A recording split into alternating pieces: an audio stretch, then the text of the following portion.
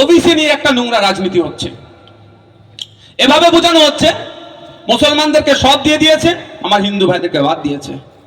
কিন্তু আমি আপনাদের বলি, না মুসলমান না হিন্দু, আমরা চাই যারা আর্থিকভাবে দুর্বল, বিজ্ঞানসম্মতভাবে সার্ভে করা হোক, 4টে মুসলমান 6টা হিন্দু বা 6টা মুসলমান 4টে হিন্দু, এই ব্যালেন্সের আমি পক্ষপাতী নই।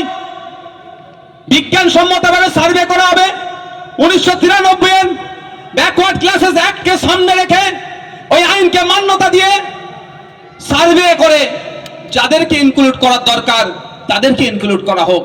তার পরিবর্তে বারবার রাজ্য সরকার শুধু মন পাওয়ার জন্য, বাস্তবিক অর্থে শূন্য কিন্তু মন পাওয়ার জন্য বারবার অবৈধ বৈধ পন্থা অবলম্বন না করে তৈরি করছে। এর ফলে কি হচ্ছে, মানুষ ক্ষতিগ্রস্ত হচ্ছে। যারা ওবিসি সম্প্রদায়ভুক্ত মুসলিম তারাও আজকে যতটা ক্ষতিগ্রস্ত, যারা ওবিসি সম্প্রদায়ভুক্ত হিন্দু তারাও একইভাবে ক্ষতিগ্রস্ত, বারবার কোর্টের কাছে গিয়ে ধাক্কা খাচ্ছে।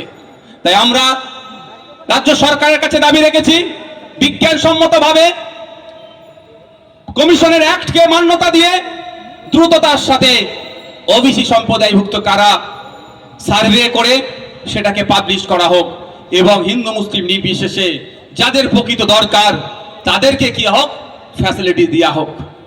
বন্ধুগণ, আবার বলতে হবে, সবই বলতে হবে। এখন দিদিমণির নতুন একটা প্রজেক্ট নিয়ে এসেছে রাজ্যের জন্য, আমার পাড়া আমার সমাধান। শুনতে খুব ভালো লাগছে, কি এটা উল্টোটা কি হবে বলুন তো? তৃণমূলের পাড়া আর তৃণমূলের কাটমানি হয়ে যাবে। ও তো টাকা ভোটের জন্য তুলছে। এখন 100 দিনের কাছ থেকে টাকা লুটতো, বন্ধ হয়ে গেছে। আবাস যোজনার কাটমানি বন্ধ হয়ে গিয়েছে। ও টাকাটাকে এখন পার্টির ভোটের খরচ তুলতে হবে না, তার জন্য 800 কোটি টাকা বরাদ্দ করেছে, লুট হয়ে যাবে। কিন্তু আপনারা বলেন এটা দরকার ছিল? এর আগে পঞ্চায়েতের অ্যাক্ট দেখুন, গ্রাম সভার কথা বলা হয়েছে, গ্রাম সংসদের কথা বলা হয়েছে। আপনার বুথের কি কাজ হবে, কে আবাস যোজনার বাড়িটা পাওয়া উপযুক্ত, কে কার লক্ষ্মী ভান্ডার পাওয়া দরকার প্রকৃত অর্থে, কার বিধবা ভাতা পাওয়া দরকার, কার বার্ধক্য ভাতা পাওয়া দরকার, বা কোথায় পানীয় জলের ব্যবস্থা করতে হবে, কোথায় লাইটের ব্যবস্থা করতে হবে, কোথায় ছোট্ট পোল নির্মাণ করতে হবে। অর্থাৎ আপনার বুথে আপনার মহল্লাতে যা কাজ হবে সে তার জন্য বছরের নির্দিষ্ট সময় মেনে গ্রাম সংসদ করতে হবে। এটা অলরেডি পঞ্চায়েত অ্যাক্টে উল্লেখ আছে। এই অ্যাক্টকে তিনি ধ্বংস করে দিয়েছেন। তোলাবাজি করতে করতে এই আইনটাকে ধ্বংস করে দিয়েছে। আর আদিবাসী ভাইদের জন্য, আদিবাসী অধ্যুষিত এলাকার জন্য গ্রাম সভার কনসেপ্ট আছে, ওই গ্রাম সভার কনসেপ্টটাকেও সম্পূর্ণরূপে ধ্বংস করে দিয়েছে। যদি গ্রাম সংসদ, গ্রাম সভা এই দুটো কনসেপ্ট যেটা আছে যদি ঠিকঠাক থাকতো, আমার পাড়া আমার সমাধান করতে লাগতো না। তবে আপনাদের বলি, আপনারা জানেন আমি ভোটে নির্বাচিত হয়েছি 2021 সালের পরে। 21 সাল থেকে আমি গতকাল পর্যন্ত বলছি, আমি মানুষের দ্বারে দ্বারে পৌঁছে গিয়েছি। আমি বিশ্বাস করি ভোটের সময় যেমন আমি মানুষের কাছে গিয়ে কাকা, জ্যাঠা, মামা, পিসি, খালা, চাচা বলে ভোট চেয়েছি, বিধায়ক হয়ে যাওয়ার পরে তাদের সার্টিফিকেটের, তাদের কাগজের, তাদের কোনো দরকার পড়ে আমার কাছে তারা কেন আসবে? 5 বছর তাদের কাছেই আমি যাব। এই জন্য আমি এক প্রকার দুয়ারে MLA, meet your MLA, MLA for people, এই হ্যাশট্যাগ দিয়ে আমি মানুষের কাছে পৌঁছে যাচ্ছি। তারপরে আপনারা দেখলেন দুয়ারে সরকার এসেছে, এখন পাড়ায় সমাধান হচ্ছে। আপনাদের বলবো, যদি আপনারা আমাদের সাথ দেন, যদি সচেতন হন, কথা দিচ্ছি আপনাদের, সরকারকে বাধ্য করব আপনার দরজার সামনে অফিসারদেরকে দাঁড় করিয়ে দিবার। আর ভিডিওতে যেতে হবে না, পঞ্চায়েতে যেতে হবে না, আপনার দরজার সামনে অফিসার দাঁড়িয়ে যাবে। তাই বন্ধুগণ, সচেতন সজাগ হতে হবে। অন্যথায় কি হবে, কে বলবে আমি মুসলমানদের বাঁচাবো, কে বলবে আমি হিন্দুদের বাঁচাবো। আমি একটা উদাহরণ দেব। এটা শহরের মানুষ অনেক আছেন, মাইকের আওয়াজ যাচ্ছে। শহর গ্রাম সবার কথা বলছি, গ্রামের মানুষও আছেন। আজকে আপনারা বাড়ি যাবেন, যাদের বাচ্চাগুলো, সন্তানগুলো সরকারি স্কুলে পড়ে, ক্লাস 5, 6, 3, 4 এর বাচ্চাদেরকে ডাকবেন। 3, 4 এর বাচ্চাদেরকে গিয়ে অঙ্কের বইটা, গণিতের বইটা খুলে দেবেন, অনুশীলন 1 যেটা আছে খুলে দিয়ে বলবেন অঙ্কটা করতো।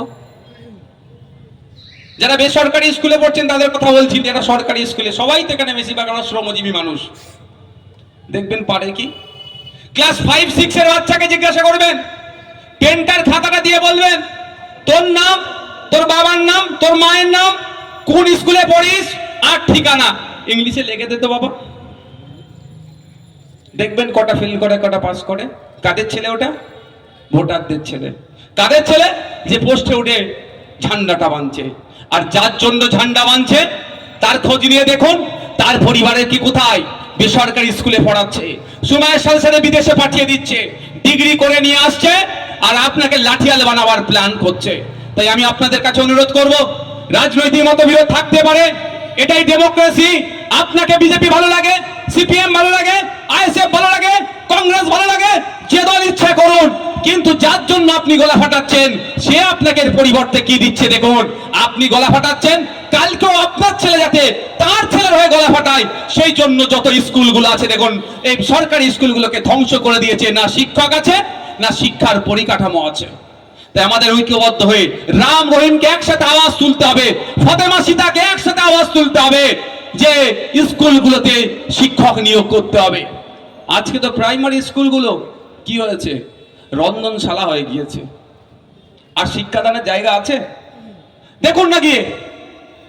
শহরের কথা আমি বলতে পারবো না, অশোকনগর শহরে কি হয়েছে, কিন্তু গ্রামের গুলোতে আমি দায়িত্ব নিয়ে বলতে পারি, আমি বলতে পারি যে যদি 100 বাচ্চা থাকে, 200 বাচ্চা থাকে, একটা টিচার পাবেন যে তালা খুলছে, সেই ঘন্টা লাগাচ্ছে, সেই প্রেজেন্ট করছে, সেই মিড ডে মিলের হিসাব রাখছে। তাহলে আপনার আমার ছেলেটা পড়বে কখন ভাই? পড়াবে কখন তাকে? যাচ্ছে গিয়ে মিড ডে মিলটা খাচ্ছে, চলে আসছে। আর আপনি আমি শ্রমজীবী মানুষ, সকালবেলা উঠে বাজারে চলে যায়, কেউ ভ্যান টানে, কেউ মাঠে যায়, কেউ ট্রেন ধরে কলকাতায় কাজে যায়। ম্যাক্সিমাম আমরা এই সমাজের মানুষ তো নাকি না টুকাইদার মতো সবাই সরকারি চাকরি করে। তো এইটাই তো আমাদের বলে। তাহলে আমাদের কি হবে? আমাদের হয়ে বলার কে থাকছে? আমার জনপ্রতিনিধি। বিধানসভায় গিয়ে বলার দরকার যে পশ্চিম বাংলায় 8,500 স্কুল বন্ধ হচ্ছে কেন। উনি বাংলার জন্য অনেক সেন্টিমেন্ট, বাঙালিদের নিয়ে অনেক অনেক কথা বলছেন, কিন্তু আমার কটা প্রশ্ন থেকে যায়। পশ্চিম বাংলায় প্রাইমারি, আপার প্রাইমারি স্কুল মিলিয়ে 8,500 বাংলা মাধ্যম স্কুল বন্ধ হতে চলছে কেন? এর জবাবটা উনি দিতে পারবেন? ওনার কাছে আমার প্রশ্ন থেকে যায়। বাংলা ভাষাকে উনি এখন খুব ভালোবাসছেন, রবি ঠাকুরের থেকেও বেশি ভালোবেসে ফেলছেন, ঈশ্বরচন্দ্র বিদ্যাসাগরের থেকেও বেশি ভালোবাসছেন, কাজী নজরুল ইসলামের থেকেও উনি এখন বেশি ভালোবেসে ফেলছেন। ভালো কথা। কীর্তি আজাদ কে? বাংলার উনি কেউ নাকি এমপি? শত্রুঘ্ন সিনহা কে? কোথায় বাড়ি তার? বাংলার কেউ? ইউসুফ পাঠান কে? বাংলার সাথে তার সম্পর্ক কি? কদিন কলকাতা নাইট রাইডার্সে খেলেছিল, তার টাকা নিয়েছে, খেলেছে, এর বাইরে তো কিছু নয়। ফ্রিতেও খেলেনি কলকাতার হয়ে ভাই। যে আমরা বাঙালি, আমাদের একটা আইপিএল এ কলকাতার টিম আছে, বাংলার সেন্টিমেন্ট আছে, উনি ফ্রিতে খেলে দিয়েছেন, তাও একটা বলার জায়গা থাকতো। খেলেছে নাকি ফ্রিতে? পেমেন্ট তো ঠিক নিয়ে নিয়েছে, তাকে আপনি এমপি করলেন। সাকেত গোখলে মহারাষ্ট্রের বাড়ি, রাজ্যসভার এমপি করলেন।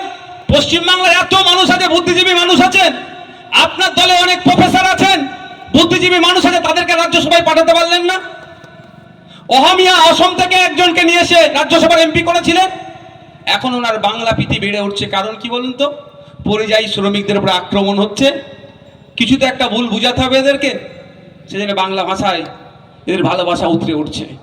প্রশ্ন অনেক থেকে যায়, সময় আমি আর দীর্ঘায়িত করব না। আমি আপনাদের বলবো, চোখ কান খুলে রেখে একটু রাজনীতি করতে হবে। কাকে কান নিয়ে চলে গেল, কাকের দিকে না তাকিয়ে নিজের কানে একটু হাত দিয়ে দেখুন আজকে আপনার রুজি রুটি কোথায়।